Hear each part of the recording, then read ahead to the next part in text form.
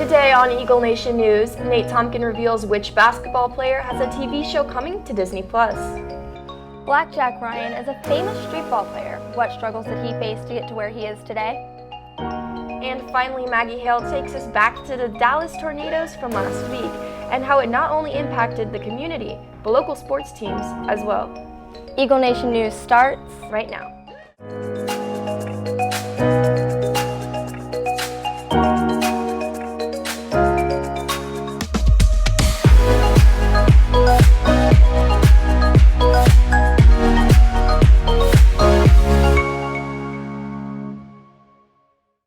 Good afternoon, Eagle Nation. Today is Tuesday, October 29th. I'm Christina Folsom. And I'm Brenna Gibbons.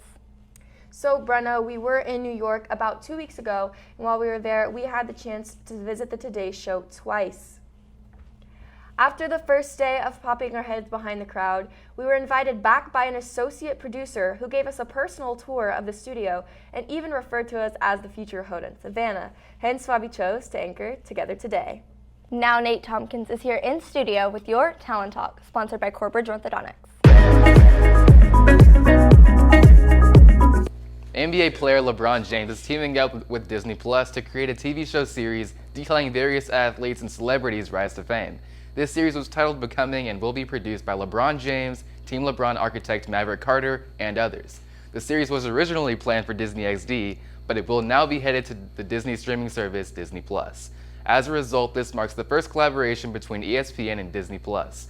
While we do not yet have the full list of celebrities that will be featured on the show, we do know that new addition to the Lakers, Anthony Davis, will have an episode, in which they will likely travel to his hometown in Chicago to find out what factors contributed to him becoming the superstar he is today. When asked about the show, James has said that he is very excited about helping develop the show and bringing the program to kids. He said the show is about revealing some of the struggles and challenges the greats had to endure and will hopefully inspire the younger generation. This will be the second time LeBron James is featured on a show, with the first being The Shop on HBO, which also talked about famous figures' lives and personal experiences.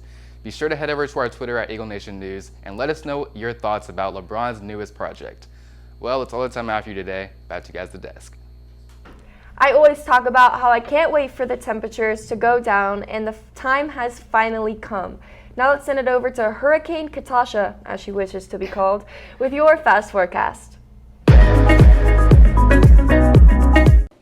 Thank you, Christina. Today we're going to be experiencing some cold weather with a high of 45 and wind 10 miles per hour. The real field temperature is even colder with 39 degrees. As we look onto the week, cold weather will continue, so make sure you bundle up if you plan on going out for Halloween or the home game this Friday. As we move on to the weekend, we'll be seeing those warmer temperatures once again. With your fast forecast, I'm Kashida Kama. Back to you guys at the desk.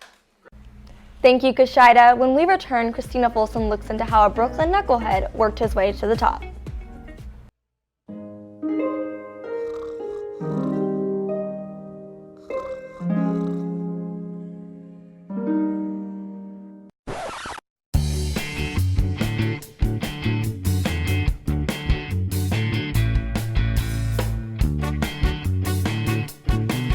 Texas A&M University has called off classes for students today and tomorrow after Saturday's mass shooting that left 2 dead and 12 injured.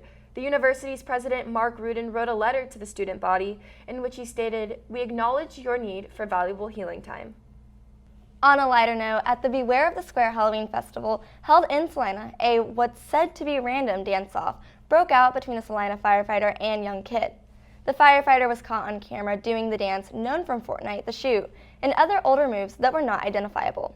But the real champion in this battle was the young boy who danced his heart away and was not afraid to show off his moves. We competed in the All-American High School Film Festival, the largest film festival in the world, in the broadcast journalism category. We had the opportunity to sit down with legendary streetball player Blackjack Ryan and actually won first place out of all the teams competing in our category. Find out how a Brooklyn knucklehead turned his downfall into an inspiring career. Take a look.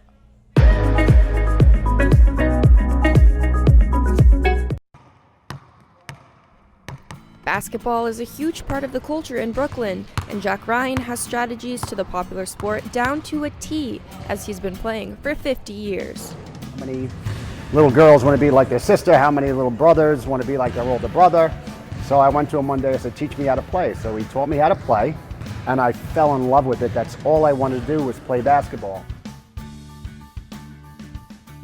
And the shot pocket, just like that, will help you do so. Because if your elbow is there or there or there, you're never going to get it in the same spot. Right here, you have a much better chance. Then you're going to put the basketball in your right hand. Your left hand is just a guide or the balance hand. So put that there. Left hand is just guide or balance hand. Now when you shoot, you have to give the gooseneck. That's what gives the basketball a rotation. If it hits the front of the rim, it will flip in. If it hits the back of the rim, no, front of the rim skid in, back of the rim flip in. Let's see what you got. She did it. The small steps he has taken over the years to improve his skills led him to great heights and took him places he would never foresee. I elevated my basketball game was by playing at West 4th Street, because that's where, back in the day, back in the 80s, that's all the best talent. I was down the other end, just boom, dunking the basketball. When they came this way, I went that way, boom. And I hear somebody yell out, uh-oh, we got a white boy dunking, we got a white boy dunking. As many basketball fans know, having too many fouls ejects the player. Jack knows firsthand that this holds true off the court as well. Yeah. Well, growing up, I was a Brooklyn knucklehead. I was the type of guy that, you know, couldn't listen to authority, never thought I'd get caught at anything, wanted to do it my way. After being kicked off several teams, he said, That's it. I'm done with basketball, I'm done with coaches, I'm done with school. I'm gonna go be the king of the parks. So that's what I did. Revisiting the small steps taken to pursue his career, Jack awaits another long journey ahead by going back to where it all began. Growing up in Brooklyn, playing on basketball courts like these was a huge part of Jack's childhood that fueled his passion. As made apparent, nothing has changed despite the challenges he has faced over the years. Hey, Christina, I heard you Hey. got mad skills. Hold that pen, 2 pens like that. I'm gonna fit you with this little hat. All right, stay still, Christina. Did you ever spin 3 basketballs before? No. You didn't, huh? All right, let's see if Christina can spin 3 at a time. All right, great job, Christina. That's 1. Can she do 2? Christina's got 2. Can she do 3? Hold on, can Jack do 3? All right, here we go. Way to go, Christina. 3 basketballs at the same. My life changed in 1997 when I became a Harlem Wizard and I got self-esteem back. I knew this is why I'm here on earth, and I knew I wasn't screwing this up like I screwed everything else up. Living as a performer poses many challenges as it is, but imagine balancing 3, 5, or even 7 spinning basketballs on the body. With skills like these fueling his passion and confidence, he went as far as to leave this note on his parents' fridge. To everyone, I'm going to the top. Love blackjack. And I still have that letter. And I just knew I was going to do it. There was no negative. The negative was gone. The anger was gone. It was just all positive. But the struggles are not over on this long journey, while mainly relying on Resilience. I've been knocked down many, many times.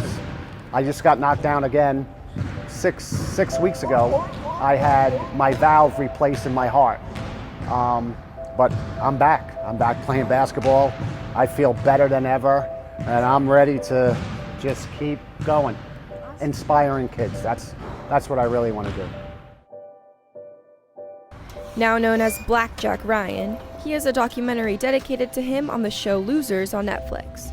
Despite the long journey he faces to recover from his actions, his small steps taken have transformed his attitude to shape the man he is today. The local, friendly celebrity from Brooklyn who shed his bad rep. I'm Christina Folsom reporting for the All-American High School Film Festival, New York.